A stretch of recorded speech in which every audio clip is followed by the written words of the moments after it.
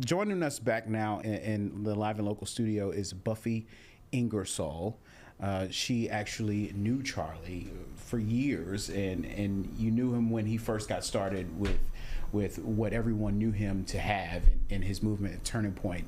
First off, thanks for joining us. Talk about how did you know Charlie? How did you get to know him? Well, it was 13 years ago, and he was 18, and my husband is on a board for a foundation, a hunting foundation. They were looking for somebody to write a book to appeal to the youth for the Second Amendment. Mm-hmm. And one of the other guys on the board knew Charlie, so they brought him to Texas, and so he and I were at the foundation meeting. Well, it turns out that I had just started a group called Generation Now because I saw a huge need to educate high school and college kids in conservative principles and the difference between conservatism and liberals and such. Well, Charlie had just started. He had just graduated. He got a scholarship to West Point, and then they pulled it from him. And it would have been a waste for him to sit in a classroom because he was the most brilliant guy I've ever known. Anyway, he decided to start this movement, and it was about educating youth, his age people.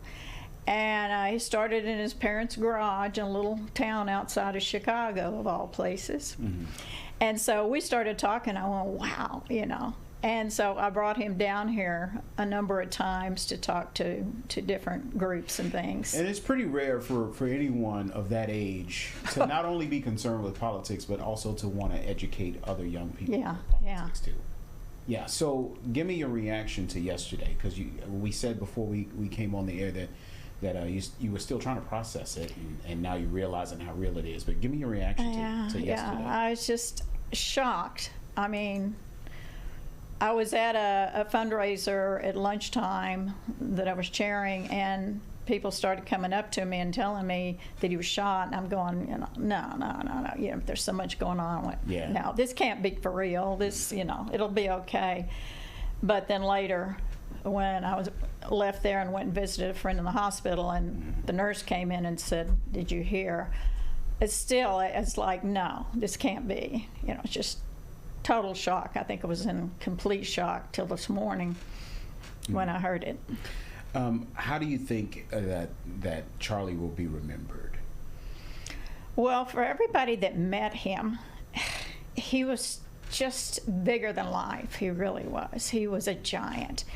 And I think he will be remembered as the absolute best conservative youth educator person. But it wasn't just the youth. Everybody that talked to him and listened to him, he was amazing. He educated himself. I think he read like 3 books a day and stuff. And he would talk to anybody, and he loved for people to have discourse with him. He really wanted to listen. He was a good listener, and he'd be friendly and nice to everyone. And I really believe he'll be a very historical figure, because he started a movement that no one else could have done.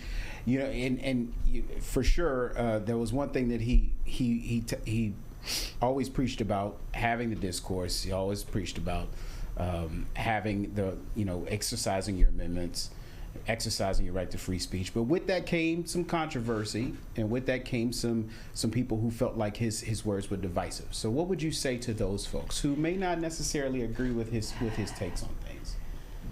Well, he felt very strongly about his morals and principles. He was very faith-based. It was funny because in the beginning, the first 5 years, I'd say, he really didn't get into social issues. He knew the youth did not want to do that, and there would be a lot of disagreement. So he started out with capitalism, with the Constitution. He provided the most incredible study materials and guides, like how do you talk to your professor, and And they were all free, and he'd have wonderful workshops and stuff for high school and college kids. And then later, as his following got bigger, then he started expanding, and he started getting more into his faith and areas of social, mainly his faith. Mm-hmm. And, you know, I heard him one time say that what he wanted to be remembered by was that he strongly supported his faith. And now I forgot the question. No, it's okay. I was asking, you know, how did people? What would you say to those who may not have that agreed with his morals? Because many people thought that his morals, while he said they were faith based, they felt like they were actually divisive. So, what would you say to those folks? That was my question. Talk to him more. Talk more. We need to talk more. We've stopped talking. I mean, and it starts at the House and the Senate. You know, I think the rhetoric of the media and the rhetoric of our politicians has got to be dialed back and remember what this country was built on. And it's just got to be love instead of all this hatred. Okay. All right, Buffie, thank you so much for joining us. We appreciate it. You're welcome.